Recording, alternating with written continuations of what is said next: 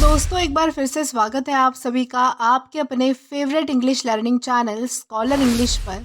मेरा नाम है दीपिका कुमावत और मैं इस चैनल पर वेरियस कॉम्पिटिटिव एग्जाम्स के लिए इंग्लिश सब्जेक्ट टीच करती हूँ। तो दोस्तों आज की इस वीडियो में हम डिस्कस करने जा रहे हैं द हिंदू एडिटोरियल का वोकैब एनालिसिस। आशा करती हूँ कि आप इन सेशंस के साथ रेगुलरली जुड़ रहे हैं और इनका बेनिफिट भी उठा रहे हैं, क्योंकि इन सेशंस का मकसद है आपकी वोकैब पावर को और ज़्यादा इन्हांस करना। और ये जो वोकैब सेशंस हैं ये बैंक, एसएससी, रेलवे, यूपीएससी या फिर किसी भी कॉम्पिटिटिव एग्ज़ाम के लिए इक्वली बहुत ही ज़्यादा इम्पॉर्टेंट है। तो चलिए और ज़्यादा देर ना करते हुए बढ़ते हैं हमारे वोकैब शो की ओर और जानेंगे कि आज का हमारा सबसे पहला वर्ड कौन सा है।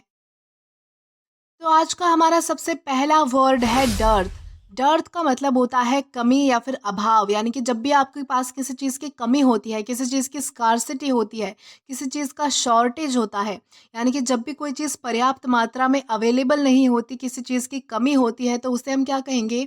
उसे हम कहेंगे डर्थ। और ये हमारे पास पार्ट्स ऑफ स्पीच में नाउन है। सिनोनिम इसका होता है शॉर्टेज या फिर स्कार्सिटी, यानी कि कमी होना, अभाव होना। अब अगर बात की जाए इसके एग्जाम्पल की, तो एग्जाम्पल इसका है there is a dearth of clear drinking water in some villages. यानी कि जो है वो कुछ गांवों में आज भी जो है वो साफ पीने के पानी का अभाव है, यानी कि कमी है, यानी कि वहाँ पर जो है वो साफ पीने का पानी जो है वो पर्याप्त मात्रा में अवेलेबल नहीं है।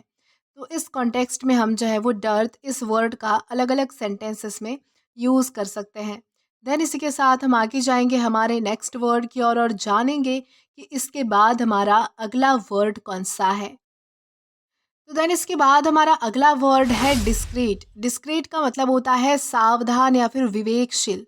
विवेकशील का यहाँ पर मतलब है कि जिस पर भरोसा किया जा सकता है, जो भरोसेमंद व्यक्ति होता है, ऐसा कोई व्यक्ति। और सावधान से डिस्क्रीट का मतलब ये होता है कि किसी काम को जो है वो बहुत ही ज़्यादा कॉशियसली, यानी कि सावधानी पूर्वक हैंडल करना।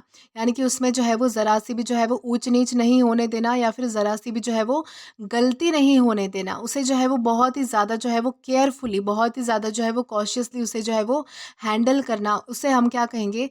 उसे हम कहेंगे डिस्क्रीट। और ये हमारे पास पार्ट्स ऑफ स्पीच में एग्जेक्टिव है, यानी कि विशेषण है। सिनोनिम इसका होता है कॉशियस या फिर केयरफुल, यानी कि बहुत ही सावधानी से, ध्यान से किसी चीज़ को हैंडल करना। अब अगर बात की जाए इसके एग्जाम्पल की, तो एग्जाम्पल इसका है she was discrete in handling the confidential information. यानी कि वो जो है वो कॉन्फिडेंशियल इंफॉर्मेशन, यानी कि जो सीक्रेट इंफॉर्मेशन होती है, गोपनीय इंफॉर्मेशन होती है किसी के बारे में, उसे हैंडल करने में जो है वो बहुत ज़्यादा सावधानी बरतती थी। यानी कि उसे हैंडल करने में जो है वो बहुत ही ज़्यादा एक भरोसेमंद व्यक्ति थी, जिससे जो है वो जिसे जो है वो ये सारी बातें बताई जा सकती है। और प्लस वो जो है वो इन सारी बातों को, यानी कि कॉन्फिडेंशियल इंफॉर्मेशन को, वो बहुत ही ज़्यादा सावधानी से हैंडल भी कर सकती है।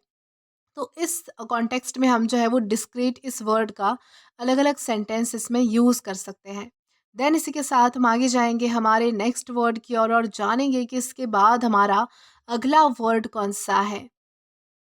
तो देन इसके बाद हमारा अगला वर्ड है स्लैंडर। स्लैंडर का मतलब होता है बदनाम करना या फिर अपमान करना। यानी कि जब भी आप किसी व्यक्ति को जो है वो क्रिटिसाइज करने की कोशिश करते हो, उसको उसका जो है वो अपमान करने की कोशिश करते हो, उसकी इंसल्ट करने की कोशिश करते हो, या फिर उसे जो है वो बदनाम करने की कोशिश करते हो। यानी कि उसके उसके बारे में जो है वो भला बुरा कह कह के जो है वो आप उसे बदनाम करने की कोशिश करते हो। उसकी जो है वो इमेज है जो है वो लोगों के बीच में, लोगों की नज़रों में ख़राब करने की कोशिश करते हो, उसे हम क्या कहेंगे? स्लैंडर करना कहेंगे। और ये हमारे पास पार्ट्स ऑफ स्पीच में वर्ब है, यानी कि क्रिया है। सिनोनिम इसका होता है डेफेमेशन या फिर स्मीयर। डेफेमेशन या फिर स्मीयर का मतलब होता है अपमान करना, इंसल्ट करना, बदनाम करना, आलोचना करना, किसी को क्रिटिसाइज़ करना। अब अगर बात की जाए इसके एग्जाम्पल की, तो एग्जाम्पल इसका है spreading false rumour about someone is an act of slander. यानी कि किसी के भी बारे में जो है वो झूठी अफवाहें फैलाना, ये एक प्रकार से जो है वो बदनामी फैलाने का कार्य है। यानी कि जब भी आप किसी के बारे में झूठी अफवाहें फैलाते हो, तो आप उनका इंसल्ट करते हो, आप उनका अपमान करते हो, आप उनको बदनाम करते हो। तो इस कॉन्टेक्स्ट में हम जो है वो स्लैंडर इस वर्ड का अलग अलग सेंटेंसेस में यूज़ कर पाएंगे। देन इसी के साथ हम आगे चलते हैं हमारे नेक्स्ट वर्ड की ओर और जानते हैं कि इसके बाद हमारा अगला वर्ड कौन सा है। देन इसके बाद हमारा अगला वर्ड है स्टैग्नेंट। स्टैग्नेंट का मतलब होता है ठहरा हुआ या फिर स्थिर, यानी कि जो चीज़ जो है वो बिल्कुल हिलती नहीं है, बिल्कुल जगह पर होती है, बिल्कुल ठहरी हुई होती है, जिसमें कोई मोशन नहीं होता, ऐसी चीज़ को हम क्या कहेंगे? ऐसी चीज़ को हम कहेंगे स्टैग्नेंट। और ये हमारे पास पार्ट्स ऑफ स्पीच में एग्जेक्टिव है, यानी कि विशेषण है। सिनोनिम इसका होता है मोशनलेस या फिर स्टिल, यानी कि जिसमें कोई मोशन नहीं होता है, जिसमें कोई हलचल नहीं होती है, जो बिल्कुल भी हिलती नहीं है, जो बिल्कुल स्थिर होती है, उसे हम क्या कहेंगे? स्टिल या फिर मोशनलेस। अब अगर बात की जाए इसके एग्जाम्पल की, तो एग्जाम्पल इसका है the stagnant water in the pond started to smell bad, यानी कि जो तालाब में जो स्थिर पानी था, यानी कि जो ठहरा हुआ पानी था, जो इकट्ठा हुआ पानी था, उसमें जो है वो बहुत ही ज़्यादा गंदी स्मेल आने लगी थी। तो इस कॉन्टेक्स्ट में हम जो है वो स्टैग्नेंट इस वर्ड का अलग अलग सेंटेंसेस में यूज़ कर सकते हैं। देन इसी के साथ हम आगे जाएंगे हमारे नेक्स्ट वर्ड की ओर और जानेंगे कि इसके बाद हमारा अगला वर्ड कौन सा है। तो देन इसके बाद हमारा अगला वर्ड है वेंचर। वेंचर का मतलब होता है जोखिम उठाना या फिर साहसी प्रयास करना। यानी कि जब भी आप किसी काम को जो है वो न्यूली ट्राई करते हो, उसे जो है वो ट्राई करने का जोखिम उठाते हो, रिस्क उठाते हो, या फिर एक साहसी प्रयास करते हो, यानी कि एक ब्रेवरी का काम करते हो। यानी कि जब भी आप जो है वो अपने मन में साहस लेके, यानी कि ब्रेवनेस लेके जो कोई काम करते हो, या फिर जो है वो किसी काम को करने में आप रिस्क उठाते हो, तो उसे हम क्या कहेंगे? उसे हम कहेंगे वेंचर। और ये हमारे पास पार्ट्स ऑफ स्पीच में वर्ब है, यानी कि क्रिया है। सिनोनिम इसका होता है अंडरटेकिंग या फिर एंटरप्राइज, यानी कि किसी काम का जो है वो जोखिम उठाना, किसी काम को जो है वो करना। अब अगर बात की जाए इसके एग्जाम्पल की, तो एग्जाम्पल इसका है starting a new business is always a risky venture. यानी कि कभी भी जो है वो किसी भी नए बिजनेस को स्टार्ट करना, ये किसी खतरे से खाली नहीं होता, या फिर जोखिम उठाने से कम नहीं होता। यानी कि अगर आप किसी नए बिजनेस को स्टार्ट करते हो, तो उसमें जो है वो बहुत ज़्यादा रिस्क होता है, और उसे जो है वो करने के लिए बहुत ज़्यादा करेज चाहिए होता है, यानी कि साहस चाहिए होता है।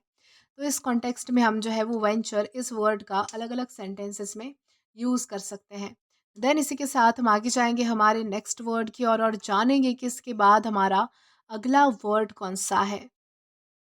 तो देन इसके बाद हमारा अगला वर्ड है मैलेडी। मैलेडी का मतलब होता है रोग या फिर बीमारी, यानी कि किसी बीमारी को, किसी रोग को हम क्या कहेंगे? मैलेडी कहेंगे। और ये हमारे पास पार्ट्स ऑफ स्पीच में नाउन है। सिनोनिम इसका होता है एलिमेंट या फिर डिसीज, यानी कि बीमारी या फिर रोग। अब अगर बात की जाए इसके एग्जाम्पल की, तो एग्जाम्पल इसका है poverty is a social malady that needs to be addressed. यानी कि जो गरीबी है वो एक प्रकार की सामाजिक रोग है, यानी कि एक प्रकार का वो सामाजिक रोग है, एक प्रकार की सामाजिक बीमारी है, जिसे एड्रेस करना बहुत ज़्यादा ज़रूरी है, यानी कि जिसका निराकरण करना, जिसका इलाज करना, जिसे हटाना समाज से बहुत ज़्यादा ज़रूरी है, नहीं तो ये बीमारी जो है वो फैलते ही जा रही है। तो इस कॉन्टेक्स्ट में हम जो है वो मेलोडी इस वर्ड का यूज़ कर सकते हैं। देन इसी के साथ हम आगे बढ़ते हैं हमारे नेक्स्ट वर्ड की ओर। तो देन इसके बाद हमारा अगला वर्ड है जिंक्स।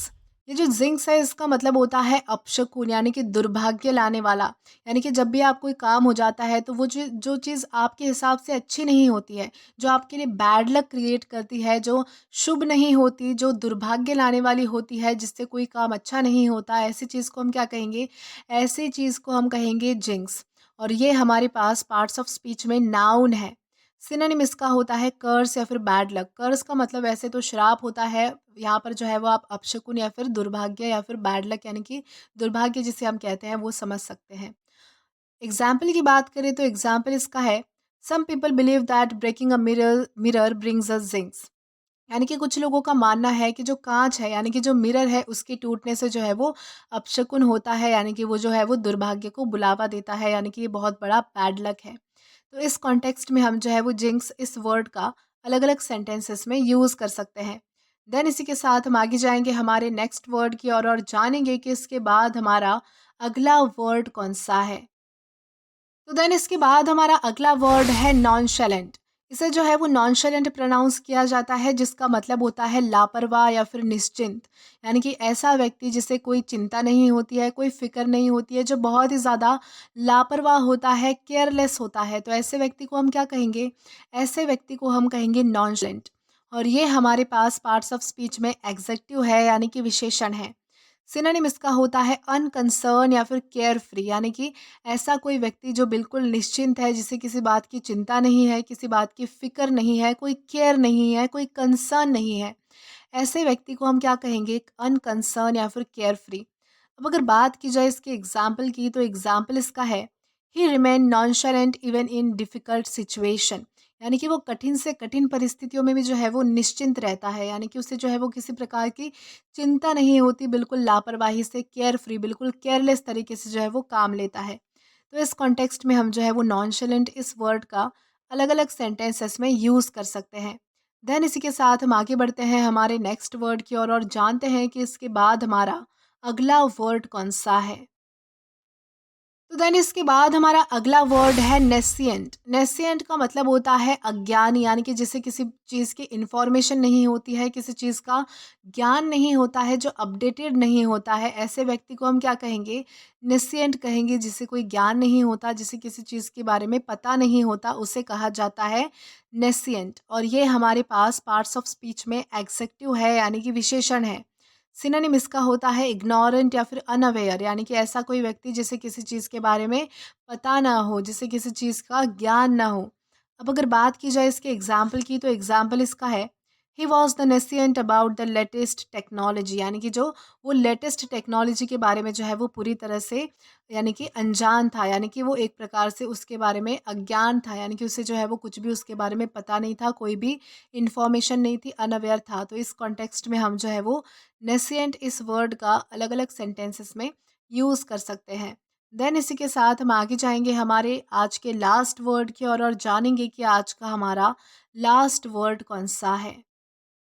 तो आज का हमारा लास्ट वर्ड है जियर। जियर का मतलब होता है मज़ाक उड़ाना, यानी कि जब भी आप किसी व्यक्ति का मज़ाक बनाते हो, उसका मज़ाक उड़ाते हो, उसे चिढ़ाते हो, तो उसे क्या कहा जाएगा? उसे कहा जाएगा जियर करना।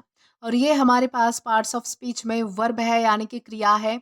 सिनोनिम इसका होता है मॉक या फिर टॉन्ट, यानी कि किसी का मज़ाक बनाना, किसी का जो है वो मज़ाक उड़ाना, किसी को चिढ़ाना। अब अगर बात की जाए इसके एग्जाम्पल की, तो एग्जाम्पल इसका है, the crowd cheer at the losing team, यानी कि भीड़ ने क्या किया कि हारने वाली टीम को जो है वो उसका जो है वो बहुत ज़्यादा मजाक उड़ाया, उसे जो है वो बहुत ज़्यादा ताने सुनाए, बहुत ज़्यादा भला बुरा उन्हें कहा, बहुत ज़्यादा उनको जो है वो इरिटेट किया, उनका मजाक बनाया।